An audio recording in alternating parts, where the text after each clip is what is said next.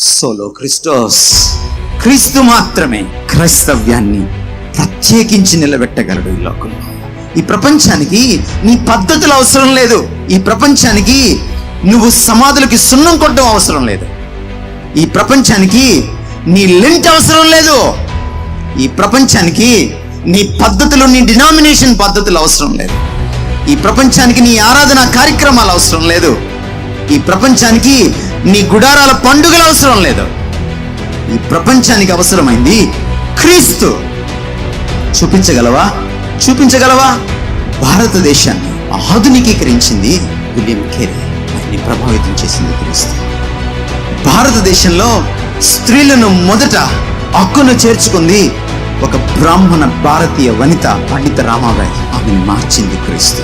భారతదేశానికి అభాగ్యుల్ని, అన్నార్తుల్ని, అనామకుల్ని కూడా ప్రేమించడం నేర్పించింది మొట్టమొదటిసారి మదర్ తెరిస్సా.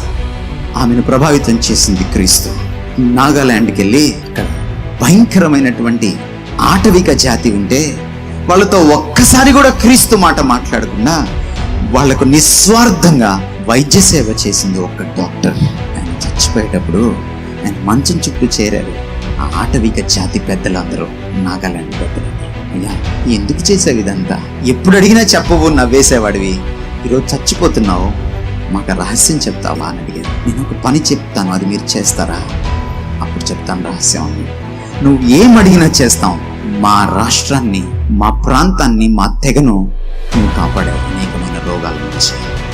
వాళ్ళు చెప్పు, మా తలలు కావాలా అని అడిగారు. నేను చెప్పేటప్పుడు నీ పట్ల ఎంత ప్రేమ, ఎంత నిస్వార్థ సేవ చూపించడానికి ఒక వ్యక్తి కారణం. ఆయన శిష్యులు అవుతారా అని అడిగాడు. ఈరోజు మీరు వెళ్ళి చూడండి, ఒక రాష్ట్రమంతా 95% మంది క్రైస్తవులు నాగాలాండ్లో. ఒక్క డాక్టర్ ఎవరిని చూపించాడు తెలుసా? క్రీస్తుని చూపించాడు. మీరేం చూపించకపోయినా పర్లేదు, క్రైస్తవులన్న పేరు పెట్టుకొని మీరు బ్రతుకుతుంటే మాత్రం ఒక్కడిని మాత్రం మీరు చూపించాలి, క్రీస్తుని చూపించాలి. లేకపోతే రాజీనామా చేసేయండి మీ క్రైస్తవ్యానికి. అవసరం లేదు మీ క్రైస్తవ్యం. యేసును తప్పుగా ప్రతిబింబించడం కంటే ఒక క్రైస్తవుడుగా కాకుండా బ్రతకడమే మంచిది. క్రీస్తుని చూపించే దమ్ము మీ దగ్గర ఉంటే చూపించండి.